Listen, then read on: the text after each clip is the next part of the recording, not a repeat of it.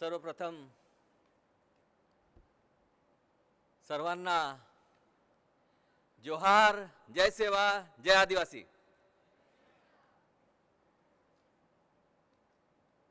मला वाटतं सगळ्यांचं जेवण झालेलं नाही आणि तसंही वैज्ञानिक दृष्टिकोनातून जेवणानंतर थोडी सुस्ती येतो हे सिद्ध आहे. तरी पण बघूया परत. जय सेवा. Yes, that's a good spirit. Good afternoon and hearty welcome to one and all. In fact, I am immensely proud and glad.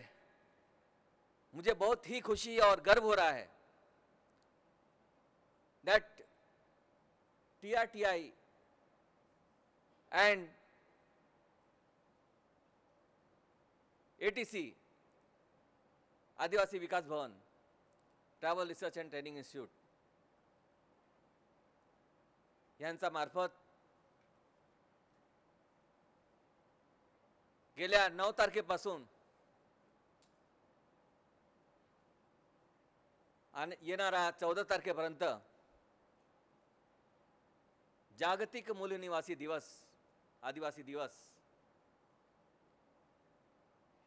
आझादीचा Amrit Mahotsav या निमित्ताने वेगवेगळ्या कार्यक्रम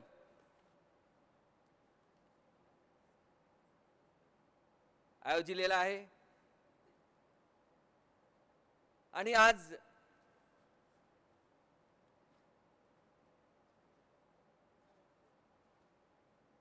एक महत्त्वाच्या विषयावर, ज्याला खूप काही महत्त्व न म्हणता अति महत्त्वाच्या विषयावर, म्हणजेच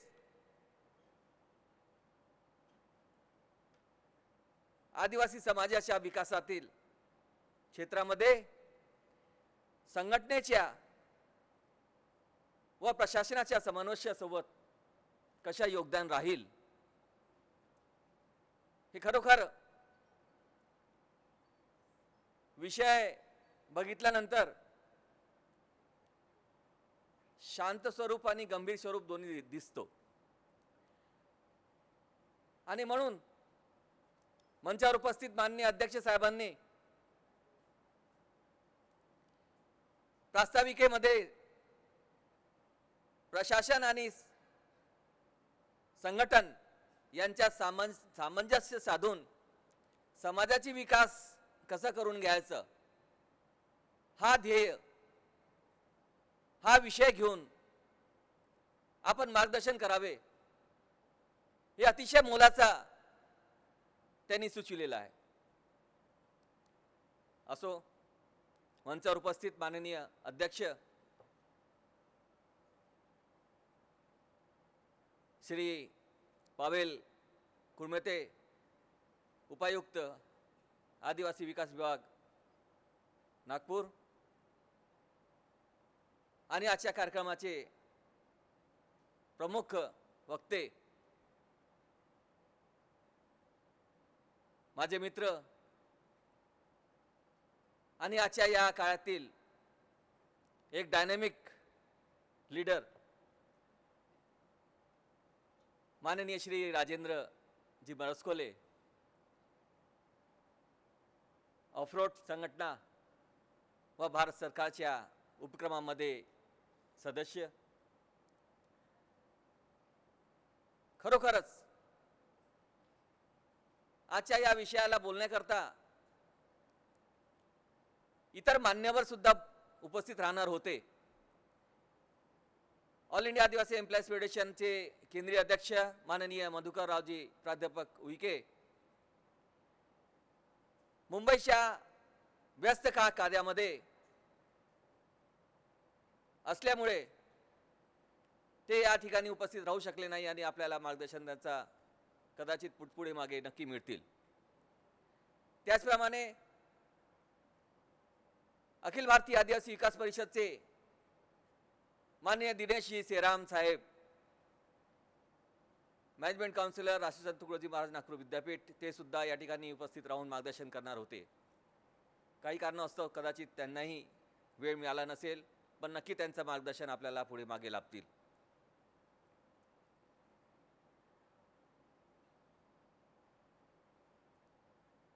Today's discussions, especially I think, comprising of active and constructive social representative workers from throughout the tribal community,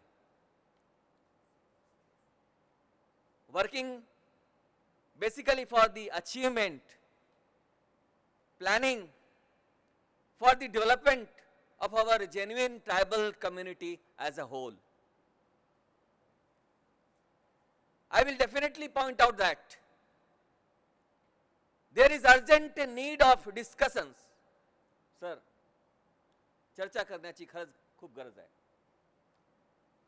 planning, योजना आखण्याची गरज आहे. फाइंडिंग सोल्युशन्स, आदिवासी समाजामध्ये वेगवेगळ्या प्रकारच्या समस्या आहेत, त्या समस्याचे समाधान शोधण्याची गरज. Implementation of ideas for development, जे आदिवासी समाजाच्या महापुरुषांचे जे उच्च विचार होते, संस्कृती, सभ्यता, परंपरा याला सारून कसं आपण जीवन जगण्याची पद्धत उंचावायच्या, या पद्धत कसं आपल्या प्रशासनामध्ये, शासनामध्ये, समाजामध्ये रुजवायचा, इम्प्लिमेंट करायचा, हा सुद्धा एक त्याचा मागचा एक महत्त्वाचा भाग आहे. I express my gratitude towards all our क्रांतिकारी. मला वाटतं पहिल्यांदाच मला या सर्व क्रांतिकाऱ्यांचं अभिवादन करायला पाहिजे होतं, तरी पण सर्वप्रथम मंचावर प्रतिमे स्वरूपी विराजमान महाराणी राणी दुर्गावती मडावी, त्याचप्रमाणे धरती आबा भगवान बिरसा मुंडा यांचा प्रतिमेस अभिवादन करतो. आणि मंचासोबतच ज्यांचा प्रतिमा क्रांतिकाऱ्यांचा, आदिवासी समाजाचे महान क्रांतिकाऱ्यांचा आहेत, असे आमचे क्रांतिवीर नाग्या महादू कातकरी, क्रांतिकारी ख्वाजा नाईक, क्रांतिकारी राघोजी भांगरे, क्रांतिकारी श्यामदादा कोलाम, राजे भक्त बुलंदशाह, महाराणी दुर्गावती, स्वातंत्र्य सेनानी नारायण सिंह उईके, वीर बाबूराव शेडमाके, क्रांतिवीर तिलका मांझी, क्रांतिकारी तंट्या भील, क्रांतिकारी सिद्धू संथाल, राणी गायदिन्यू, या सर्व महापुरुषांनी महाराजांच्या प्रतिमेला अभिवादन करतो. आणि आज या मंचा समोर उपस्थित माझे काही परिचित अतिथी आहेत, जे मला ऐकत आहेत. माननीय भाऊ कुरसंगे साहेब, माननीय मडावी साहेब, माननीय उईकेताई, माननीय वट्टीताई, माननीय सारंग कापरे, वार्डन आदिवासी विकास विभाग, त्याचप्रमाणे माझे सर्व तरुण विद्यार्थिनी बंधू आणि भगिनींनो, मला गर्व आहे की मी एक आदिवासी आहे. तुम्हाला आहे का? सर, एक छोटासा मन आहे. हे आदिवासी नुसतं आदिवासी नाही, तर त्यांच्यामध्ये एक मन आहे. हम तो दरिया है दरिया. दरिया म्हणजे नदी होतात, नदी, बरोबर? हम तो दरिया है दरिया, हमें अपना हुनर मालूम है. जिस ओर चल दिए राह बना लेते हैं, जिस ओर चल दिए राह बना लेते हैं. असे आमचे आदिवासी समाजाचे तज्ञ विद्यार्थी विद्यार्थिनी, प्राध्यापक, कर्मचारी, अधिकारी, पालक अतिथी बंधू भगिनींनो,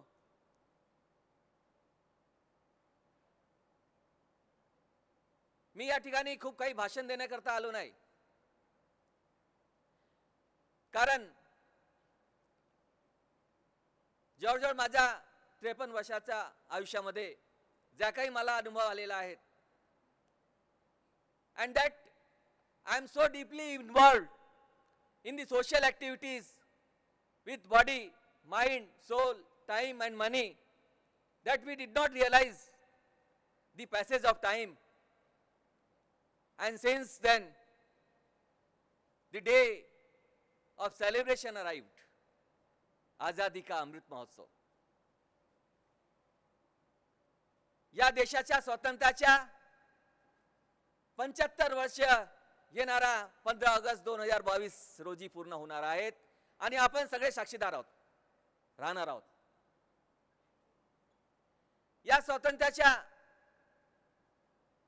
महत्त्वाच्या अमृत महोत्सवाची त्या निमित्त साधून आज सर्व विद्यार्थी या ठिकाणी मार्गदर्शनपर ऐकण्याकरता उपस्थित आहेत. आणि म्हणून आज आदिवासी समाज समोर उपस्थित कितीतरी वर्तमान आव्हान आहेत. मग तो सामाजिक असो, सांस्कृतिक असो, धार्मिक असो, आर्थिक असो, शैक्षणिक असो, राजकीय असो व इतर कितीतरी क्षेत्र आहेत. सर्व क्षेत्राचा जर विचार केला आणि सर्व समाजामध्ये आदिवासी समाजाचा विचार केला तर तुम्हाला कदाचित एक क्षेत्र जर सोडला तर इतर सर्व क्षेत्रामध्ये आदिवासी समाज मागासलेले दिसतात. किती खरं आहे किती काय नाही हे शासनाचा डेटा तुम्हाला सांगेल. कारण समस्या ज्या विचार केला तर शासनापुढे पहिल्यांदा समस्या येतो आदिवासी समाजाचा. आणि मी धन्यवाद देतो संयुक्त राष्ट्र संघ यांनी पुढाकार घेऊन संपूर्ण देशाच्या राज्य प्रतिनिधींना बोलवून 9 ऑगस्ट 1982 साली एक सभा बैठक आयोजित केली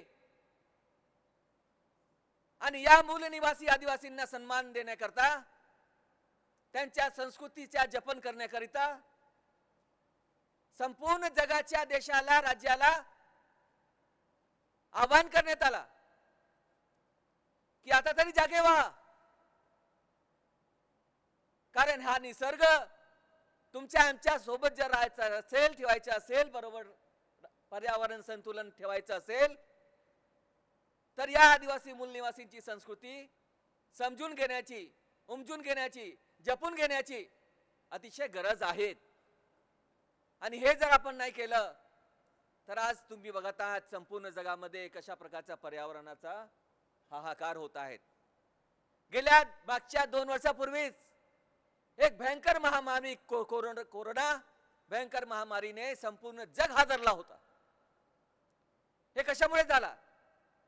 हे सगळं पर्यावरण असंतुलित झाल्यामुळेच आणि वेगवेगळ्या संशोधनाच्या फलस्वरूप ज्याच्यावर कुठल्या प्रकारचा कंट्रोल नाही असा प्रकार घडून येत आहेत.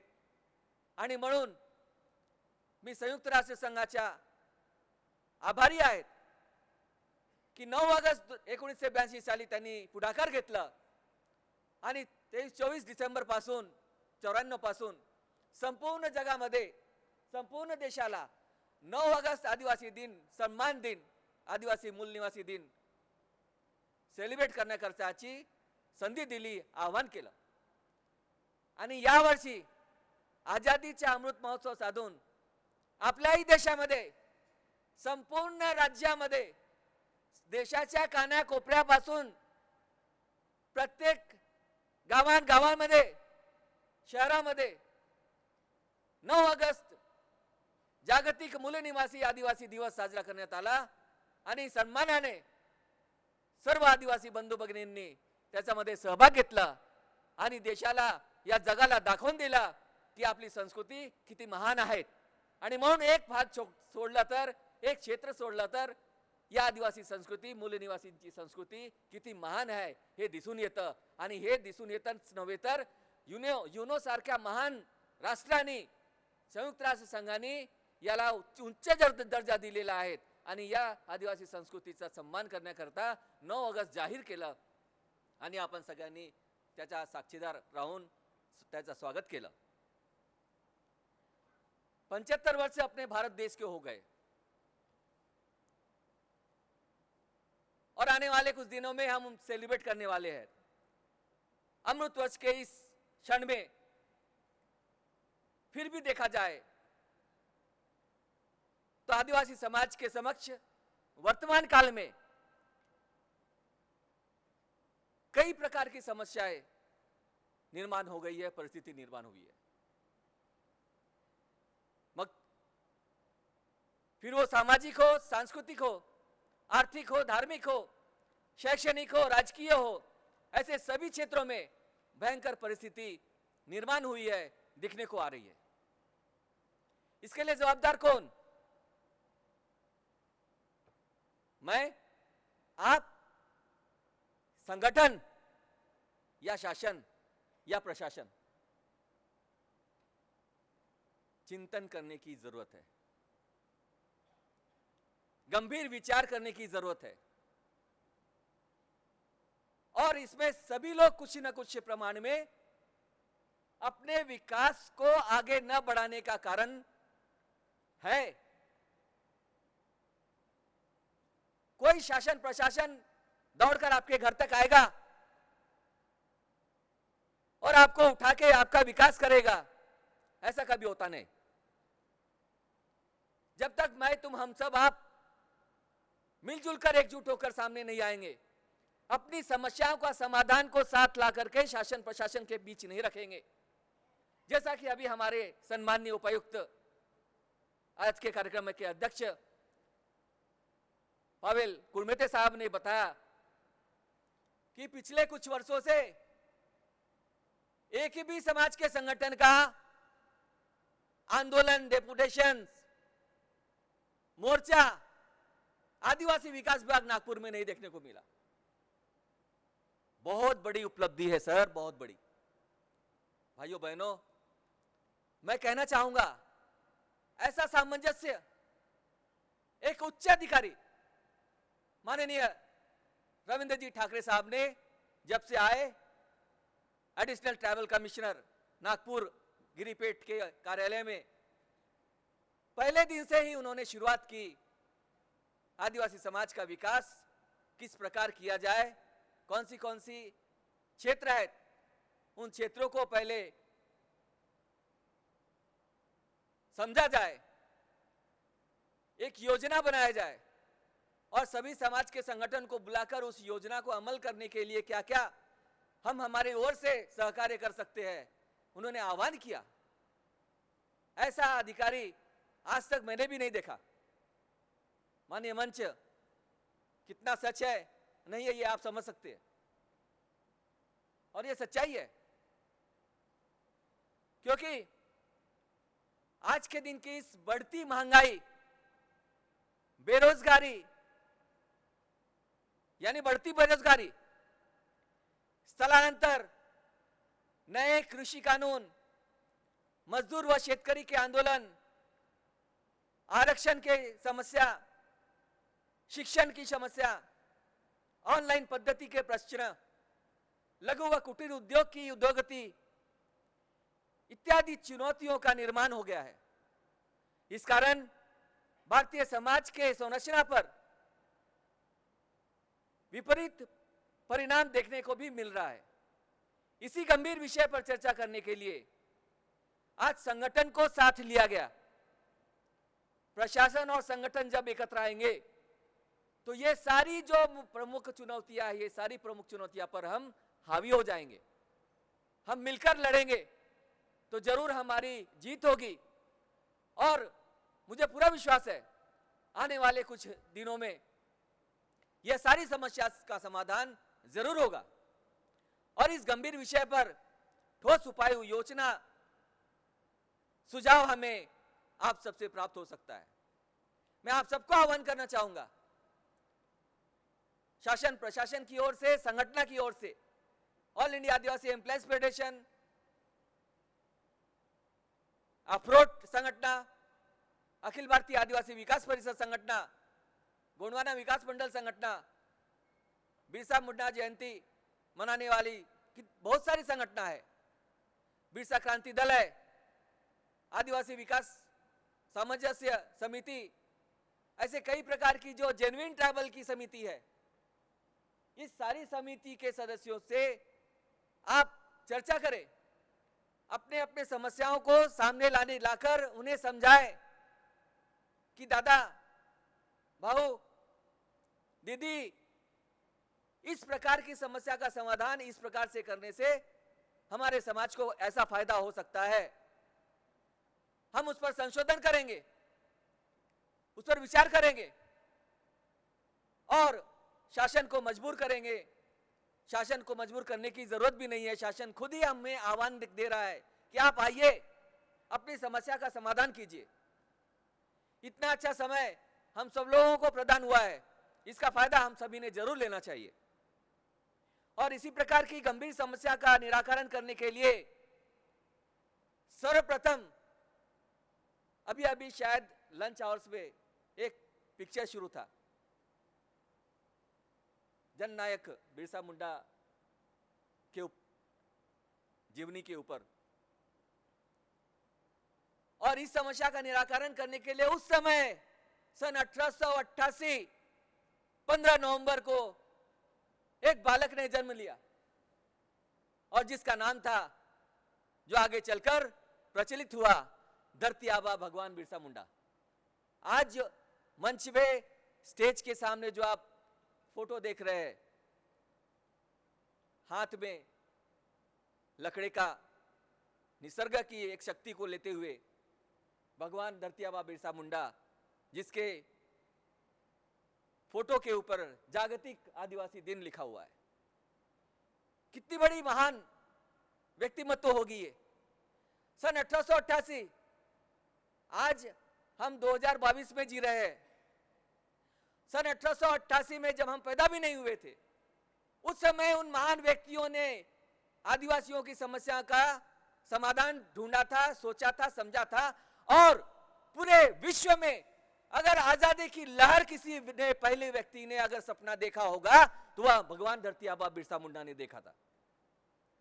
और इसलिए आजादी की लहर को उन्होंने कहा, यह जल जंगल जमीन ब्रिटिश शासन से जब तक हमारा अधिकार हमें प्राप्त नहीं होगा, हम स्वतंत्र नहीं होंगे, हम आजाद नहीं होंगे, हम हमारा विकास नहीं कर सकते। कितनी बड़ी सच्चाई उन्होंने 1888 के समय दरमियान कहा था। उनकी उम्र काफी कम रही होगी। क्या उनके पास संगठन नहीं था? संगठन था, लेकिन संगठन का नेतृत्व भी एक उच्च स्तर पर था। यहां विराजमान जितने भी प्रतिमा आप देख रहे हैं महान क्रांतिकारियों का, सभी क्रांतिकारी किसी न किसी संगठन से जुड़े थे। आज अपने भारत देश में, महाराष्ट्र राज्य में स्पेशली, अभी के परिस्थिति में 45 सब कास्ट है ट्राइबल्स के। इन सभी ट्राइबल्स की अपनी अपनी संगठन है। ये सारी संगठन एकत्र आ जाए, एक आ जाए, जैसा 9 अगस्त 2022 को आपने देखा। सभी ने अपने अपने तरीके से जागतिक मूल्य निवासी दिन मनाने के लिए सामने आए और अपनी अपनी संस्कृति को प्रदर्शित किया, अपनी अपनी परंपरा को लोगों को बताया, अपनी भाषा को बताया। फिर वो गोंडी भाषा हो, कोरकू भाषा हो, भिल्ल भाषा हो या और भी संताल भाषा हो, हम अपने अपने भाषाओं में, अपने अपनी संस्कृति में, अपने अपनी परंपराओं में, अपने अपनी सभ्यताओं में उन्होंने अपने आप को प्रदर्शित किया और बताया कि यह है ओरिजिनल मूल निवासी संस्कृति। और यह संस्कृति हमें इसका जोपासना करते हुए, हमें आधुनिक कल्चर को साथ को लेते हुए, अपने विकास को बढ़ाते हुए, अपनी संस्कृति को भी आगे बढ़ाते हुए देश का ही नहीं संपूर्ण जग का विकास करना है। ऐसा एक सपना 9 अगस्त को हर किसी ने, हर बंधु भगिनी ने देखा, ये हम लोग साक्षीदार है इस बात के।